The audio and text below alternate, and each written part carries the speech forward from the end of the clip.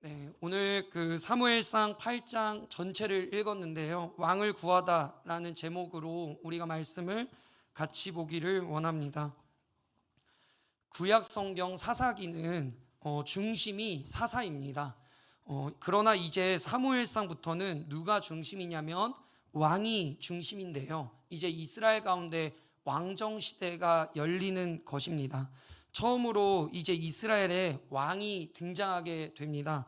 그런데 이 왕은 우리가 오늘 본문을 읽었지만 하나님께서 기뻐하셔서 주신 선물이 아니라 이스라엘 백성이 하나님께 왕을 요구했기 때문에 하나님이 왕을 주시게 됩니다.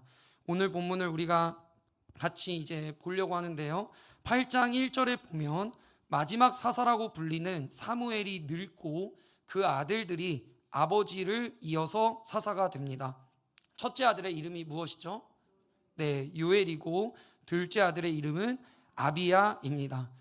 사무엘은 사람들에게 존경받고 신실한 하나님의 종이었는데 이제 그 아들들은 어떤지 우리가 3절을 같이 한번 읽어보겠습니다.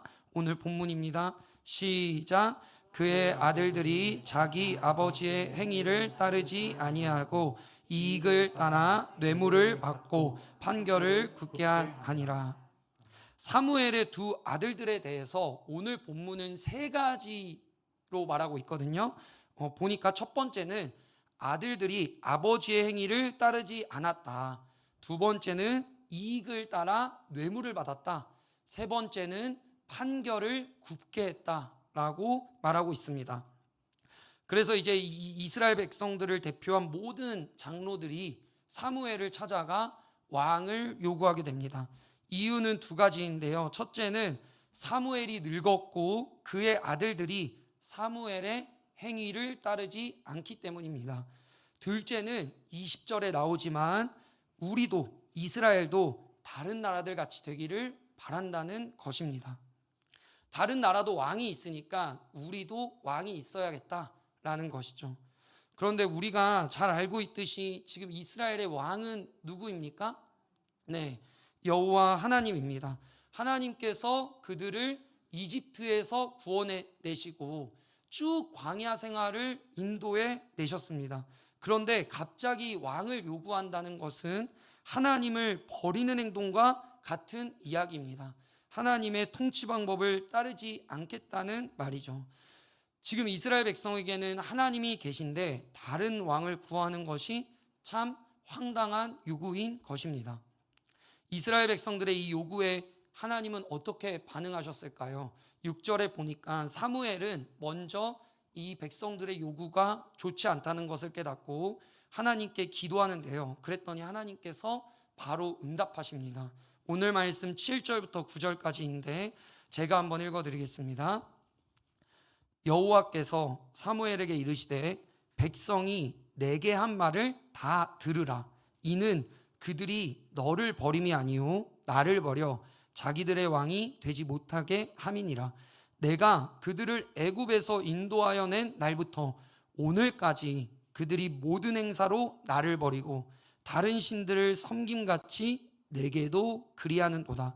그러므로 그들의 말을 듣되 너는 그들에게 엄히 경고하고 그들의 다스릴 왕의 제도를 가르치라.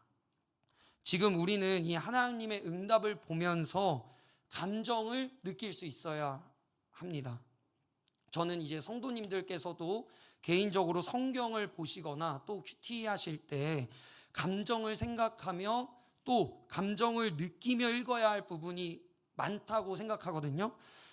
제가 이 말씀을 볼 때 여러분들도 이 말씀을 보실 때 어떤 감정이 느껴지시나요? 우선 하나님은 이스라엘 백성들의 요구를 허락하셨습니다. 그러나 이 감정이 정확하지는 않을 수 있지만 제가 느끼기에는 이미 하나님은 마음이 상하셨어요. 이미 하나님은 마음이 상하셔서 벌써 말씀에도 내가 애굽에서부터 이 백성을 다 인도해냈고 내가 지금까지 쭉 이끌어왔는데 이 사람들이 다른 왕을 구한다. 나를 버리려고 한다. 그러니까 지금 사무엘에게 정확하게 짚고 넘어가시는데요. 7절을 보니까 그들이 너를 버림이 아니요 나를 버려 자기들의 왕이 되지 못하게 한다 라고 하나님도 그들의 중심을 알고 계셨습니다. 하나님은 상상할 수 없는 은혜로 이스라엘 백성을 인도하고 계셨습니다. 말씀에 나와 있듯이 애굽에서 탈출시키시고 사사기에 접어들 때도 계속 반복되는 죄와 어떠한 잘못에도 용서하시고 또 용서하시고 용서하셔서 사사들을 계속 보내십니다. 그런데 이제 저희가 잘 알다시피 사사기에 이 사이클이 있지 않습니까? 이스라엘 백성이 죄를 집니다. 그러면 그 하나님이 이스라엘 백성들을 심판하시고, 그럼 이스라엘 백성이 부르짖습니다. 그럼 하나님이 사사를 보내서 이스라엘 백성을 구원하시는데 그 다음 또 어떻게 되죠? 이스라엘 백성이 또 죄를 짓습니다. 이게 이 사사기의 사이클인데요. 그러니까 하나님께서는 계속 용서하시고 용서하시고 용서하셔서 사사들을 계속해서 보내시고 이끌어 오셨는데 하나님에게 돌아온 것은 무엇입니까? 배신입니다. 배신. 그분을 부정하고 그분을 원망하고 그분께 예배하지 못할 망정 불평불만하는 것이 이스라엘 백성의 모습입니다. 그래서 하나님은 이런 이스라엘에게 왕을 허락하시면서 9절에 보니까 사무엘에게 왕의 제도를 가르치라고 하십니다. 왕의 이제 병폐를 주라고 하는 것이죠. 그래서 사무엘이 백성들에게 왕의 제도를 가르치게 되는데요. 그것이 오늘 본문 길게 11절부터 17절까지 말씀입니다. 현대어 성경으로 제가 준비했는데 저희가 교독하면서 한번 읽어보겠습니다. 제가 먼저 읽겠습니다. 여러분이 왕을 세워달라고 요청하였으나 그렇게 하였을 때 왕에게 얼마나 많은 특권이 주어지는가를 명백하게 알아야 합니다. 왕은 여러분의 아들들을 데려다가 온갖 일을 다 시킵니다. 자기가 타는 말을 키우게 하고 술에도 맡겨놓고 자기가 행차할 때는 여러분의 아들들이 그 앞에서 달려가게도 합니다.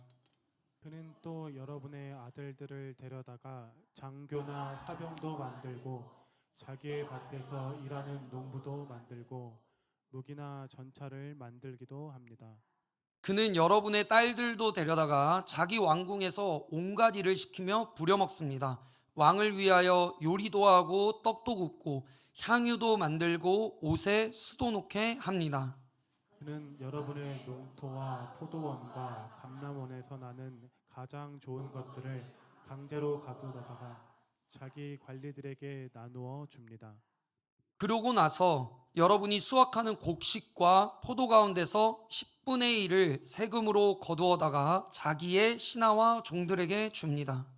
그는 여러분의 남종과 여종들도 데려다가 자기 일을 시키고 여러분의 소와 나귀 중에서도 제일 좋은 것만 끌어다가 부려먹습니다. 같이 읽겠습니다. 그는 여러분의 양떼 중에서도 10마리에 한 마리씩은 새로 받아갑니다. 결국 여러분 자신은 모두가 왕의 종이 됩니다. 이렇게 사무엘이 이스라엘 백성에게 왕을 세웠을 때에 병폐를 말하지만 그래도 이스라엘 백성은 19절에 보니까 아닙니다. 우리에게는 왕이 있어야 합니다. 라고 계속 고집을 부립니다. 저는 이런 이스라엘 모습을 보면서 이게 참 아이러니하다 이런 생각을 하게 됐습니다. 지금 사무엘이 말하고 있는 이 왕의 제도, 왕의 병폐는 간단하게 말하면 무엇이죠? 왕을 세우면 너희는 다 종이 될 거야. 그리고 너희 아들들은 왕을 지키는 군사가 되고 또 왕의 밭을 갈고 왕의 곡식을 추수하고 너희 딸들은 향료를 만들고 너희의 11조를 왕의 관리들에게 주고 양떼도 10분의 1은 바치게 될 거야 라는 것이죠. 그럼에도 불구하고 이스라엘 백성은 뭐라고 말하냐면 이것을 다 듣고도 저희도 다른 나라들처럼 왕이 있어야겠습니다. 왕을 주세요 라고 계속해서 말하고 있습니다. 그 이스라엘 백성은 하나님이 선택한 나라이고 하나님의 백성입니다. 하나님께서 이스라엘 백성을 이제 선택하셔서 다른 나라들과는 다르게 구별을 시켜 놓았는데 이스라엘 백성이 싫다고 이야기합니다. 다른 나라들과 똑같이 살겠다고 이야기하고 있습니다. 하나님이 계속 이야기하시지만 종이었던 이스라엘 백성을 이제는 자유로운 백성으로 살게 하시려고 인도하셨는데 이스라엘 백성은 다시 누구의 종으로 살겠다고, 다시 누구에게 묶이는 삶을 살겠다고 계속 고집을 부리고 있습니다. 이것이 참 아이러니한 것입니다. 이런 모습이 이제 신약에도 있습니다. 신약의 성도들이 교회에서 이제 율법을 가지고 막 싸우게 되는데요. 그랬더니 사도 바울이 편지를 써서 말하죠. 너네는 하나님께서 예수 그리스도를 통해 구원해 주셨다. 또 이제 율법의 무거운 짐을 벗게 해주셔서 자유로운 백성이 되게 해주셨는데 왜 다시 율법으로 돌아가려고 하느냐? 왜 다시 묶이려고 하느냐? 왜 다시 갇히려고 하느냐라고 말합니다. 그러니까 이스라엘 백성은 지금 뭐든지 거부합니다. 구별도 거부하고요. 자유도 거부합니다. 영적으로 판단이 안 되는 수준까지 와 있습니다. 오늘 말씀을 보면서 우리는 어떤 모습인가요? 우리는 하나님 앞에 무엇을 구하나요? 혹시 세상 사람들이 구하는 것을 똑같이 구하고 그리고 그것이 많이 이루어진다면 그것으로만 기뻐하고 똑같은 것이 이루어지지 않는다면 그것으로만 슬퍼하는 모습이 나의 모습이 아닌가요? 우리는 무엇을 구하고 무엇을 기뻐하고 무엇을 슬퍼하시나요? 제가 학교에서 이제 수업을 받다가 교수님께서 저희가 한 70명 있습니다. 한 클래스에 한 70명 있는데요. 70명 이제 신학대학원생들에게 질문하셨습니다. 질문이 무엇이냐면요. 복음이 무엇입니까? 라는 질문이었습니다. 대체로 이런 질문들, 뭐라고 할까요? 이런 쉽다고 생각하는 질문과 어떠한 함정이 있겠다 하는 질문들은 학생들이 쉽게 대답 안 하거든요. 그런데 이제 교수님이 포기하지 않으시고 몇 번이고 저에게 물어보시는 거예요. 복음이 무엇일까요? 복음이 무엇일까요? 막 질문하시다가 이제 학생들이 한두 명 쭈뼛쭈뼛 대답하기 시작했습니다. 복된 소식이요. 예수 그리스도요. 아니면 굿뉴스요. 아니면 기쁜 소식이요. 이렇게 막 대답을 했습니다. 그런데 이제 이 교수님이 그 대답을 다 들으시고는 다 맞습니다. 다 맞는데 신약에서 말하는 복음은 그게 맞지만 그 전에 구약에서 먼저 말하는 복음은 무엇이냐? 하나님이 내 삶을 통치하신다는 것. 그것이 복음입니다. 라고 하셨습니다. 우리가 같이 이사야 52장 7절을 한번 읽어볼까요? 시작. 좋은 소식을 전하며 평화를 공포하며 복된 좋은 소식을 가져오며 구원을 공포하며 시온을 향하여 이르기를 내 하나님이 통치하신다 하는 자의 산을 넘는 발이 어찌 그리 아름다운가. 지금 이사야서의 좋은 소식 복음, 구약의 좋은 소식 복음은 예수 그리스도 이전에 먼저 된 복음은 하나님이 통치하신다는 겁니다. 이제는 세상에 악하고 우리를 속이고 착취하는 왕이 아니라요, 우리에게 짐을 지워주고 노동을 시키는 왕이 아니라요, 정의롭고 공의롭고 사랑이 많으시고 인자하시고 노하기를 더디하시는 승리의 왕으로 오신 그 하나님이 우리 삶을 통치하신다는 겁니다. 우리 삶을 통치하는 분이 그 공의롭고 정의로운 천지를 지으신 하나님이시라는 것입니다. 이게 구약에서 먼저 말하는 복음입니다. 사랑하는 여러분, 우리는 무엇을 기뻐하나요? 내 삶이, 하나님이 내 삶을 통치한다는 게 우리의 기쁨인가요? 우리가 무엇을 하나님 앞에 구하고 계신가요? 하나님 앞에 무엇을 달라고 하시나요? 하나님 앞에 무엇을 진짜 기뻐하고 계시나요? 하나님이 내 삶의 주인이 되시고 내 삶이 오늘도 그 정의로운 하나님, 공의로운 하나님, 이제는 어떠한 우리에게 억압과 압박과 속임수를 하는 왕이 아니라 정말 정의롭고 우리를 진정으로 생각해 주시고 사랑해 주시는 그 하나님이 우리 삶을 통치하신다는 게 나의 진짜 기쁨인지 오늘 우리가 한번 돌아보기를 바랍니다. 저도 이제 말씀을 준비하면서 최근에 나의 제일의 기쁨이 무언가 집에서 혼자 막 고민하고 있었습니다. 한 7, 8개월 됐을까요?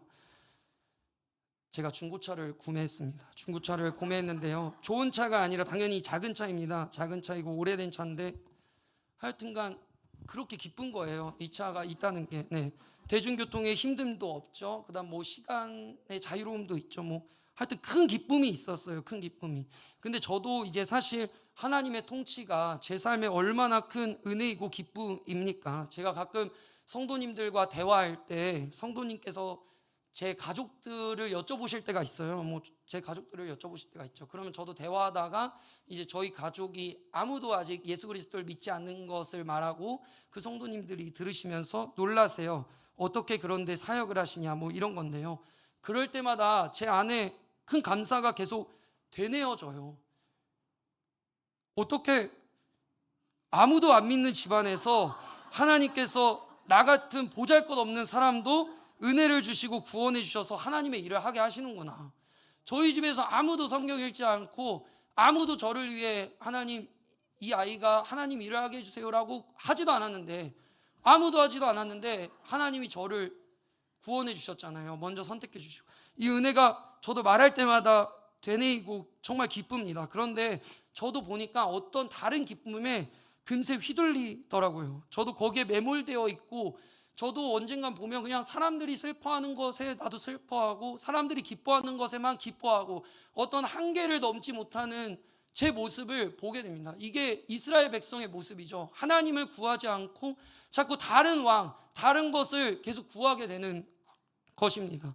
그리고 다른 것을 하나님께 먼저 구하면서 어느샌가 인격적인 하나님을 우상처럼 대하는 제 모습을 보게 되는 거죠.